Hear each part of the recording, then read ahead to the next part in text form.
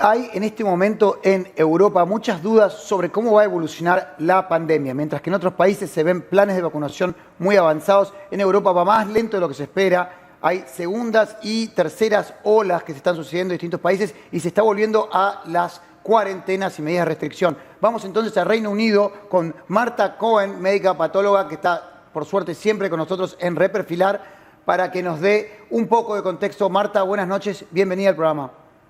Bueno, buenas noches, gracias por llamarme nuevamente. ¿Cuál es tu visión de cómo está evolucionando la pandemia en este momento en Europa? Bueno, yo a Europa la veo dividida porque el Reino Unido está evolucionando de una manera y Europa está evolucionando de otra manera.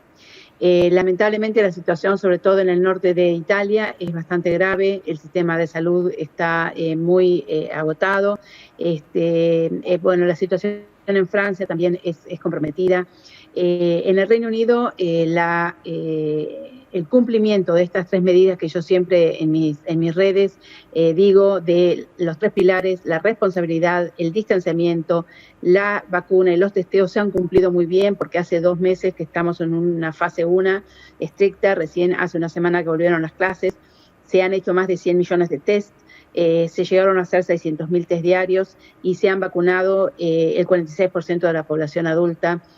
Casi 25 millones de vacunados llevamos en el Reino Unido. Entonces esto ha hecho que los casos han bajado. Este segundo pico que estaba tan mal en enero, bajaron de 68.000 y ahora tenemos 5.000, y los muertos bajaron de 1.890 en enero y tuvimos 52 recientemente.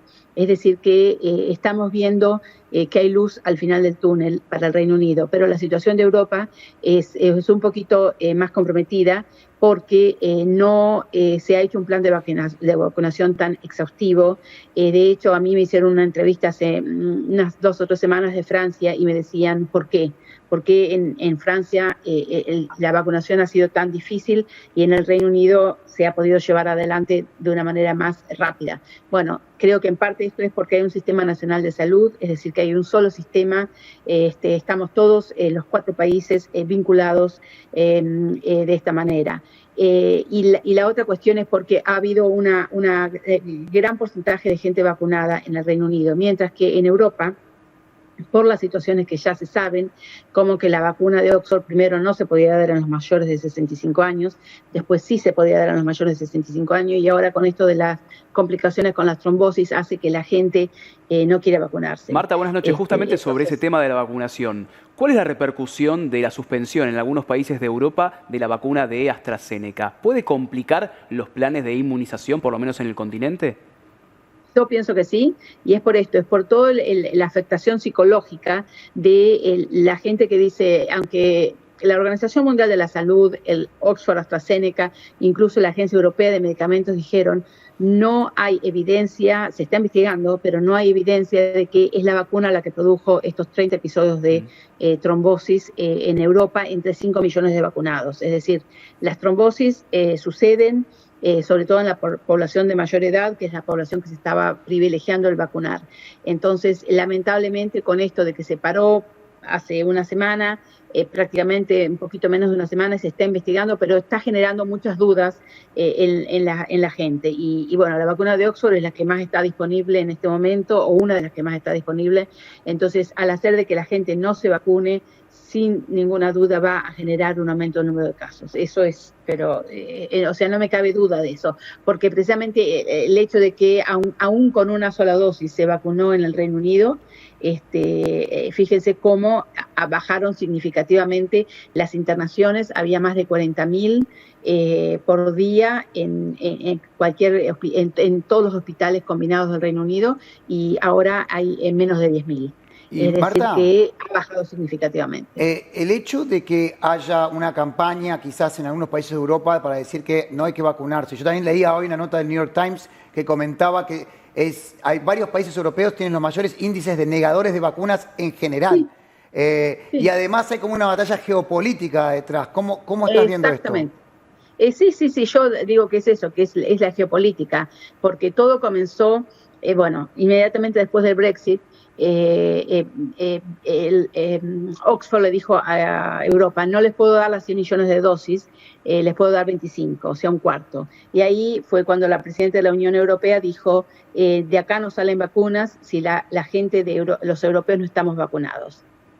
¿Por qué? Porque una de las fábricas de AstraZeneca está en Bélgica.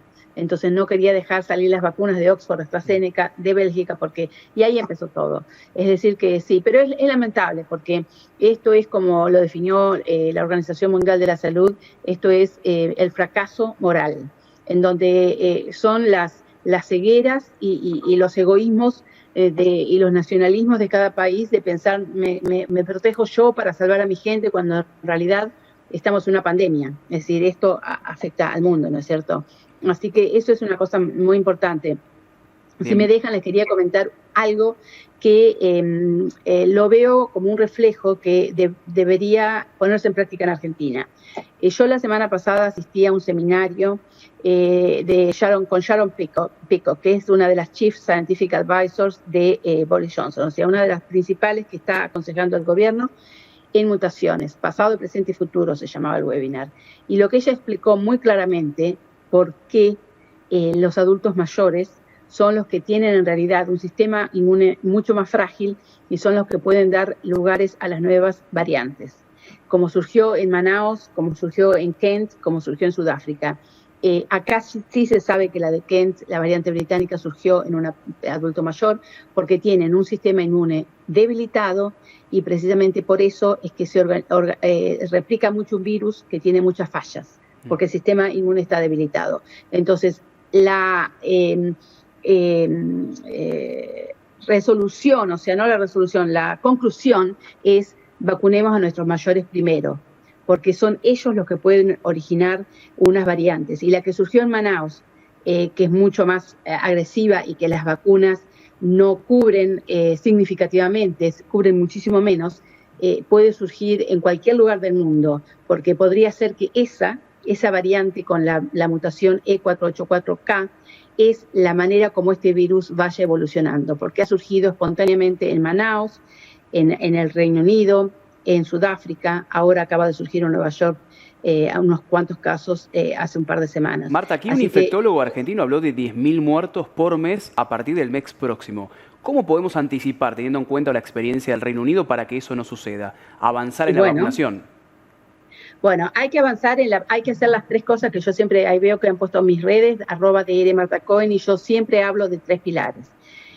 Países como Vietnam, cuando no tenían vacuna, pudieron combatir la pandemia simplemente usando barbijos y el distanciamiento social. Y esa tiene que ser una gran responsabilidad individual con una gran aceptación social. Eso es lo primero. Lo segundo es los testeos.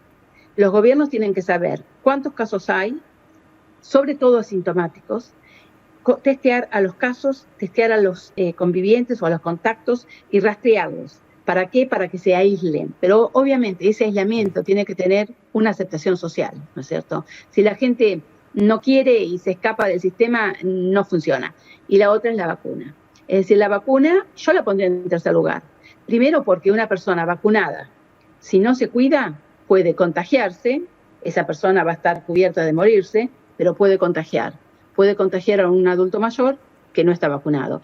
Es decir, que la vacuna es importante, pero para mí es primero la responsabilidad individual, el distanciamiento social, los testeos que lleva a cabo el gobierno y hacer el análisis genómico para saber qué variantes hay en un momento dado en el país o en una región.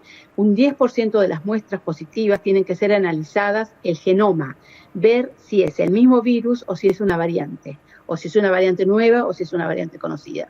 Y después, bueno, las vacunas que lamentablemente por una situación de inequidad global no están disponibles para todos los países. Es decir, el 14% de la población del mundo desarrollado tiene más de la mitad de las vacunas. Y eso obviamente es una inequidad terrible, porque es una ceguera moral, ¿no es cierto?